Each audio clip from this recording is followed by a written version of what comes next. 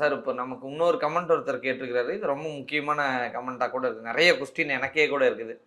இப்ப government leave பார்த்தீங்கன்னா, குடியரசு தினம், சுதந்திர தினம், காந்தி ஜெயந்தி, தைப்பூசம், அதுக்கப்புறம் டிசம்பர் 24த் நம்ம கிறிஸ்மஸ் இதுக்கெல்லாம் லீவு வந்து கவர்மெண்ட் லீவ் அலாட் பண்ணியிருக்கிறாங்க.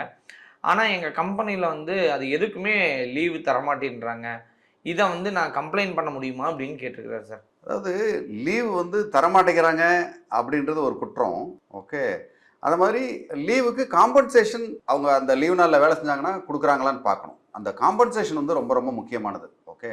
மே தினம் மற்ற நாட்கள்லாம் வந்து ஒரு சில நிறுவனங்கள் இருக்குது. உதாரணத்துக்கு வந்து பார்த்தீங்கன்னா ஹெல்த் டிபார்ட்மெண்ட்டில் இருக்கக்கூடிய டாக்டர்ஸ், அந்த மாதிரி ஊழியர்கள், டாக்டர்ஸு, நர்ஸு, அது மாதிரி ஒரு ஒரு கம்பெனியில் வந்து செக்யூரிட்டி இருப்பாங்க. சரி லீவு அப்படின்ட்டு செக்யூரிட்டிக்கெலாம் லீவை விட்டாங்கன்னு வச்சுக்கோங்க. பேங்க்லாம் இருக்குது, அதுக்காக எப்படி பண்ண முடியும்? ஸோ அதை மாதிரி இருக்கிற ரொம்ப அத்தியாவசியமான இதுக்கெலாம் வந்து அந்த லீவு அப்படி டக்குன்னு மூடிட்டு போயிட முடியாது. இப்போ போலீஸ் ஸ்டேஷன்லாம் வந்து ஞாயிற்றுக்கிழமை லீவ் விட்டுருவோம், இல்லை மே தினம்ப்பா எல்லாருக்கும் லீவுன்னு சொன்னால் அப்போ அவங்க வேலை செய்கிறாங்களா? அப்படி கிடையாது. சட்டம் எல்லா இடத்துலையும் அப்படி கொண்டு போக முடியாது. அதுக்கு உரிய காம்பன்சேஷன் கொடுக்குறாங்களா இல்லையான்றது தான் அந்த இடத்துல பார்க்கணும். இதுதான் வந்து துரிதமாக பார்க்கணுமே தவிர அவங்க சும்மாவே வேலை வாங்குறாங்கன்னா அது தப்பு. அதுக்கு உரிய காம்பன்சேஷன் இந்த இன்னைக்கு வந்து கவர்மெண்ட் ஹாலிடே இருக்குது, அந்த கவர்மெண்ட் ஹாலிடேக்கு வேலை செஞ்சால் அந்த இதுக்கு வந்து ஸ்பெஷலாக சம்பளம் கொடுத்து காம்பன்சேஷன் கொடுத்தாங்கன்னா ஓகே. அப்படி இல்லைன்னா கண்டிப்பாக அவங்க மேலே நடவடிக்கை எடுக்க முடியும். சார் காம்பன்சேஷன் அப்படின்னா வெறும் சம்பளம் அப்படின்னு எடுத்துக்கலாமா? இல்லை எக்ஸ்ட்ரா இன்னைக்கு வந்து ஒர்க் பண்ணால் டபுள் சேலரி அப்படின்னு எடுத்துக்கலாமா? இல்லாட்டி ஆல்டர்னேட் டே லீவுன்னு எடுத்துக்கலாமா சார்? எப்படி வேணால் பண்ணலாம். அதில் வந்து ஒரு கம்பெனிலையும் ஒரு பாலிசி வச்சுருப்பாங்க. அந்த சட்டத்திட்டத்துக்கு, நம்ம அரசாங்கம் கொடுக்குற சட்டத்திட்டத்துக்கு பல இடங்களில் வந்து டபுளாக கொடுப்பாங்க. ஓவர் டைம் பார்த்தாங்கன்னா, லீவ் நாளில் பார்த்தாங்கன்னா டபுளாக கொடுப்பாங்க. இல்லை ஒரு நாள் வேலை பார்த்தாங்கன்னா 2 நாள் வேறு நாள் லீவ் கொடுப்பாங்க, 2 நாள் லீவ் கொடுப்பாங்க. அந்த மாதிரி ஏதாவது காம்பன்சேஷன் இருக்கும் பட்சத்தில் அது ஒன்றும் தப்பு இல்லை. அதர்வைஸ் இவங்க வேலையை செஞ்சாகணும், அந்த 30 நாளில் தான் இது கவர் ஆகுது அப்படின்னு பண்ணால் அது வந்து கண்டிப்பாக தப்பு தான் சார். ஒரு வேலை ஏதாவது ஒரு கம்பெனி அன்ஃபேரா இல்லை இங்கே காம்பன்சேஷன்லாம் கொடுக்க முடியாது, நீங்கள் வேலை பார்த்தா இது வந்து இப்படித்தான் அப்படின்னு சொன்னால் அவங்க எந்த இடத்துல இதுக்கு கரெக்டாக கம்ப்ளைண்ட் கொடுக்கணும் சார்? இது வந்து பியூர்லி லேபர் கம்ப்ளைண்ட்டு.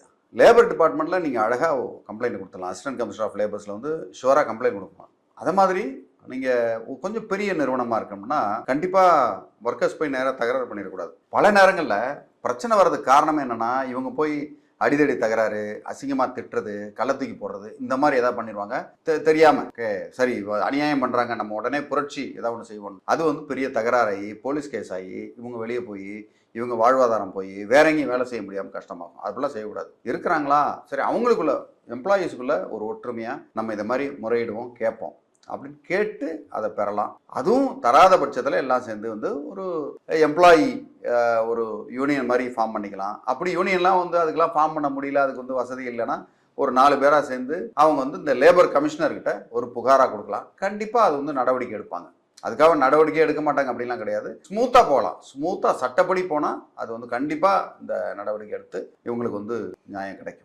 ஒருவேளை இப்போ கம்ப்ளைண்ட் கொடுத்துட்றாங்க சார். கம்ப்ளைண்ட் கொடுத்து ஒரு வேளை நீங்கள் சொல்கிற மாதிரி ஒரு ஆக்ஷனும் கம்பெனி மேலே எடுக்கிறாங்க. இவங்க ஜாபுக்கு என்ன சார் கேரண்டி? அதாவது ஒரு கம்பெனி இருக்குது, 10 பேர் இருக்கிறாங்க. 10 பேரில் 9 பேர் இதை வந்து தப்புன்னு சொல்கிறாங்க. 9 பேர் சேர்ந்து ஒரு கம்ப்ளைண்ட் கொடுக்குறாங்க. அப்படின்னா என்ன ஆகும்? 9 பேர் வரலன்னா கம்பெனி தானே இருக்காது. ஸோ அதாவது மூட்டை பூச்சிக்கு பயந்து வீட்டையாக கொளுத்துவாங்க அப்படிலாம் செய்ய மாட்டாங்க. அதனால் நியாயமாக இருந்தால் அந்த முதலாளி வந்து நியாயமாக தான் நடந்துக்கணும்.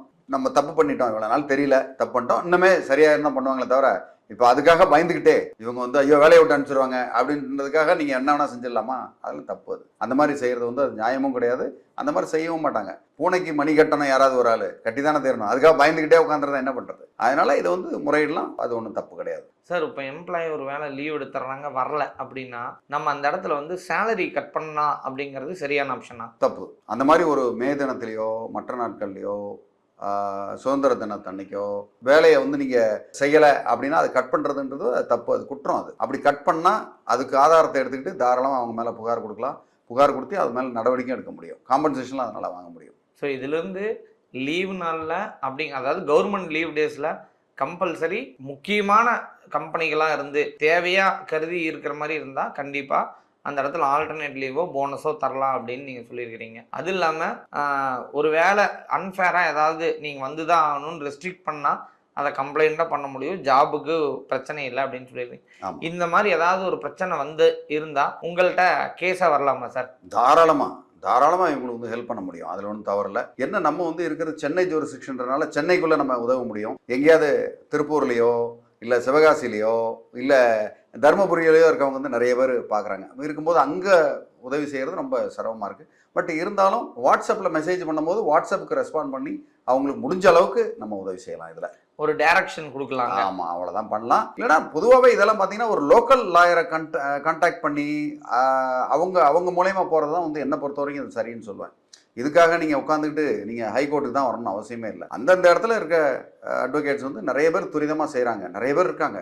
அவங்ககிட்ட அப்ரோச் பண்ணி தாராளமாக அவங்க எடுத்துக்கலாம் ஹெல்ப்பை. மேலும் உங்களுக்கு வேறு ஏதாவது இதில் சந்தேகங்கள் இருந்தால் தாராளமாக கமெண்ட் பண்ணுங்கள். உங்களுக்கு அடுத்த வீடியோவில் உங்களுக்கு இதே மாதிரி உங்களுக்கு எக்ஸ்பிளைன் பண்ணுறதுக்கு தயாராக இருக்கேன். நன்றி, வணக்கம்.